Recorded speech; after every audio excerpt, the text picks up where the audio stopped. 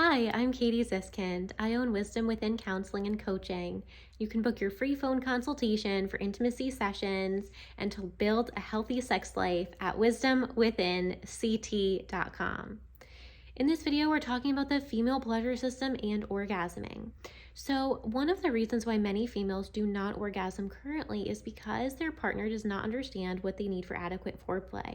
So, the male pleasure system takes about 4 to 8 minutes to kind of become aroused, and even for a male to orgasm or ejaculate. The female pleasure system takes a lot more patience, time, and can be mysterious for many people. In the female body, there are emotional elements, there are physical elements that all lead to a healthy sex life. So a female needs a minimum of 45 to 90 minutes for foreplay before even vaginal penetration is considered. And a big part of what we're doing here in this course and when we work with couples is taking the focus off of vaginal penetration. All sexual activity does not need to end with vaginal penetration. Vaginal penetration should be taken off the menu entirely, and other types of stimulation and sensual play should be explored. And there should be all different types of ways to orgasm. The female body can orgasm in many different ways. There can be nipple stimulation, clitoral stimulation, G-spot stimulation, anal stimulation, and these areas can be stimulated with toys, with fingers, with mouth, tongue, body parts, all different elements, textures, fabrics. And every person has a different kind of erotic map or sexual desire blueprint of things they enjoy. And what's so amazing is that things that turn us on now might change in 6 months, or the things that you really found erotic 6 months ago may have changed in this moment. So we are constantly evolving, and that is why it is so important to talk with your partner about your sexual needs, your sexual desires, and sexual fantasies. So that brings me to my first tip is for foreplay. Talk with your partner about things that turn you on. Have sexy conversations. You need to shift away from talking about the bills or wedding planning or talking about where your preschooler will go, and child field trips and what to buy at the grocery store. We need to make a mental and conscious shift to stop talking about those things for a short period of time and talk about sexual things instead. So talking about pleasure, talking about what parts of your body you love your partner touching, talking about what parts of your partner's body you want to be touching, the sounds your partner makes, talking with your partner about how much you want to pleasure them later. All of these things can start to build erotic desire. Something that's really important to note is that foreplay doesn't just have to begin when you are physically with each other. You can help a female partner feel desired and excited and like you're fascinated with her through sexy text messages, through sending photos, through teasing, which can be, through many different ways. And we know that females need to feel desired in order to continue being turned on. So if you're distracted as a partner, if you're feeling like your head is not in the right place, if you're kind of worried about your work or your career or anything, that can take you out from being a present sexual partner. So it's really important to talk about, orgasming, making these conversations more normal and regular in your home. Women can also experience multiple orgasms once they have had one orgasm. So the build up to one orgasm may take a little bit of time, but that time can be fun and playful and suspenseful and an adventure for partners, and take place in all different rooms of your home and take place over multiple hours.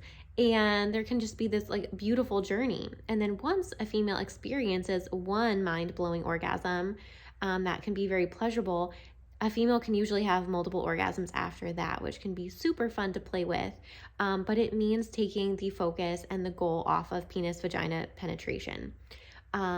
Also, sex toys can be super fun to play with and build the concept of anticipation. So, if you have a remote control vibrator and, you're holding the remote as the partner, your female partner may not know exactly when you're going to turn it on or what setting you're going to push it to.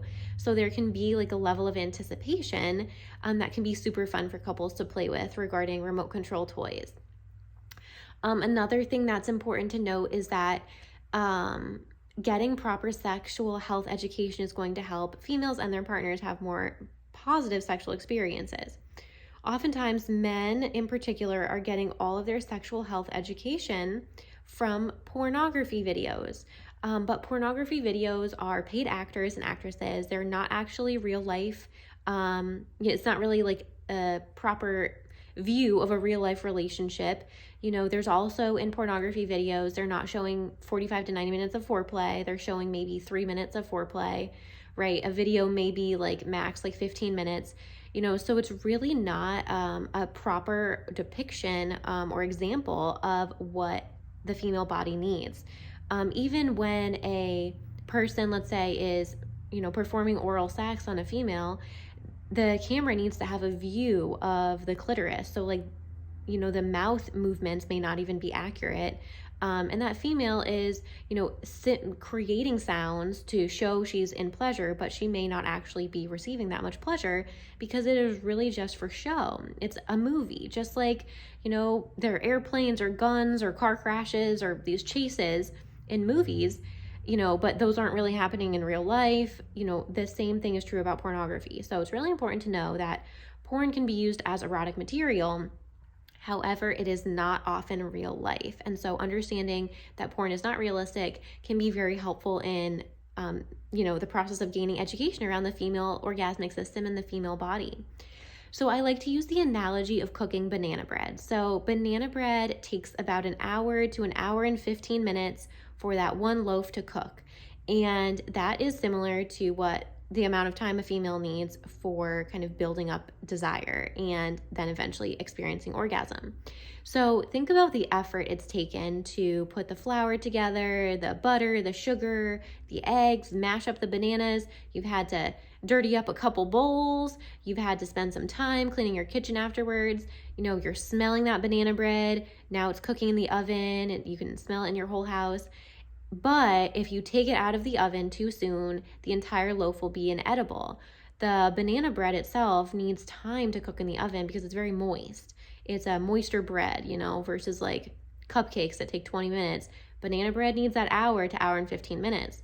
And even if you take it out and you like put a little toothpick in, it might still be too gooey and you have to put it back in the oven for another 10, 15 minutes to get the cooked banana bread that you want.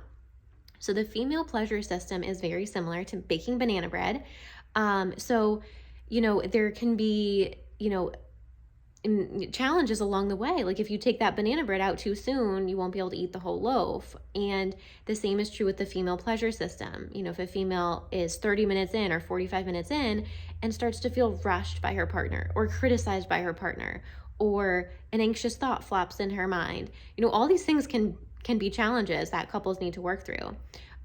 If a partner starts putting pressure on a female, like, when are you going to orgasm? Are you close to orgasming? That can actually create performance anxiety in a female and, add time to the banana bread that's cooking in the oven. So just like banana bread needs time to cook, a female needs patience, needs to feel aroused, needs to feel desired, needs to feel like she's interesting to her partner, that they're not like losing interest after 10 minutes, and to see that orgasm through and then really play with multiple orgasms. Essentially, a female wants to feel like, in a way she's her partner's toy, fascinated, in the way that someone would cook banana bread, follow the whole recipe. We want that same sort of presence and attention when we're looking at building orgasmic desire. Another important point for a female to be able to enjoy a sexual experience is creating a scene. So we need a cleared off bed. If you have mail, boxes, old stinky clothes that need to be washed sitting on your bed, that will make it more challenging for desire to build.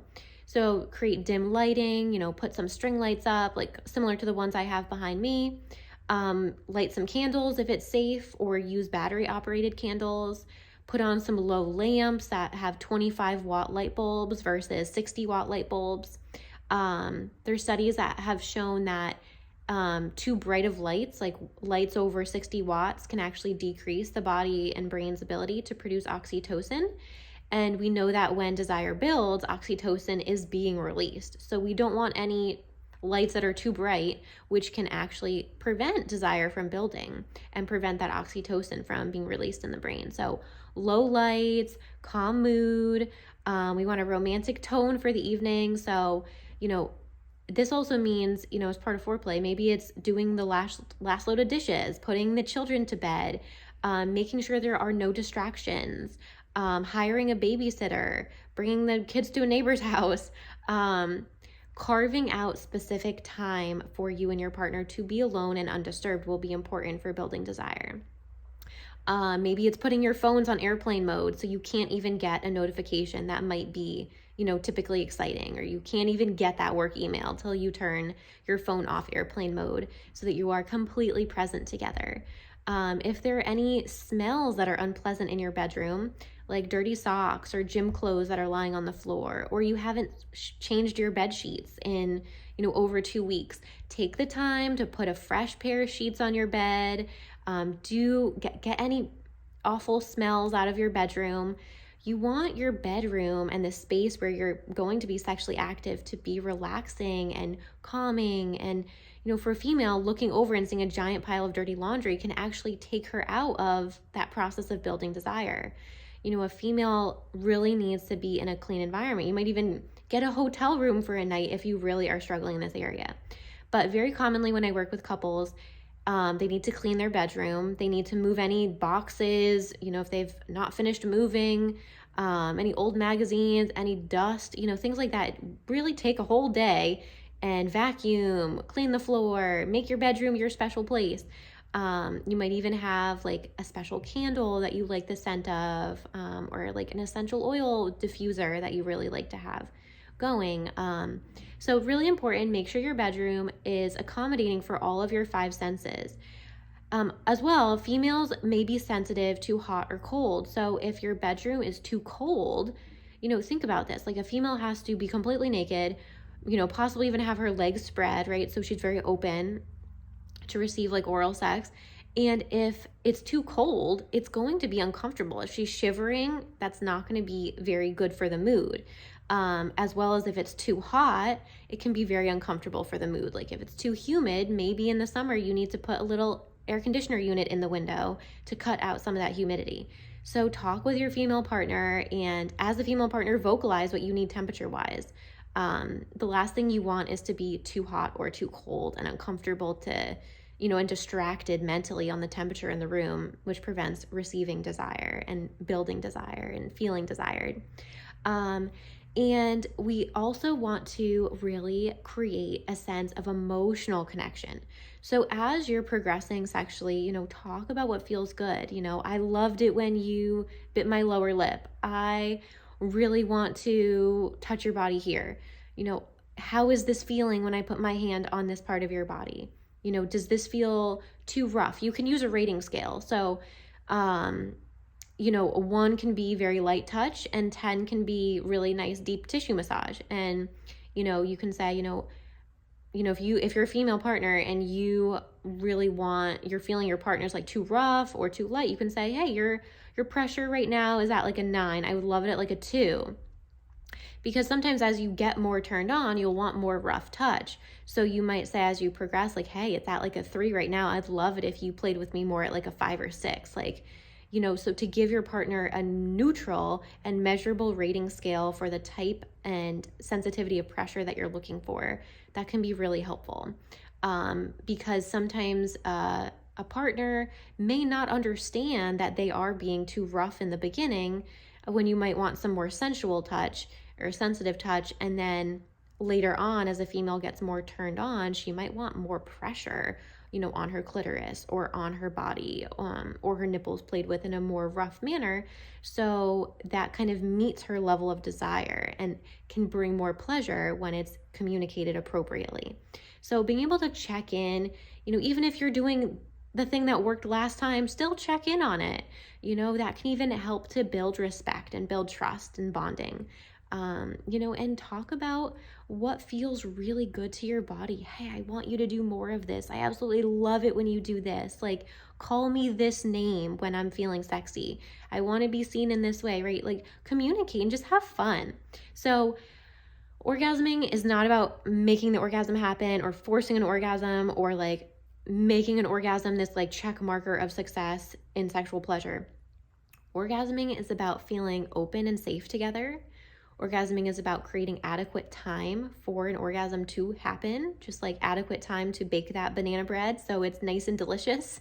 And just think about it like a recipe, and enjoy one another's bodies. That's the biggest takeaway, is have fun pleasuring each other, and you'll have lots of benefits of orgasms from that experience. But if you are looking to explore the many ways that females can orgasm, playing with nipple and breast, G-spot, clitoral, squirting orgasms, anal orgasms, you want to talk about that in a more private setting, the team at Wisdom Within Counseling and Coaching do offer individual sessions. So you can talk about intimacy, you can talk about fears or anxieties, or even frustration and rejection that might be coming up for you and your partner in a safe and confidential way. So you can book your free phone consultation for intimacy counseling and coaching at wisdomwithinct.com. That's wisdomwithinct.com. I'm Katie Ziskind, the owner of Wisdom Within Counseling and Coaching, and I'm hopeful that you enjoyed this video about the female orgasmic system and building intimacy and pleasure in your relationship.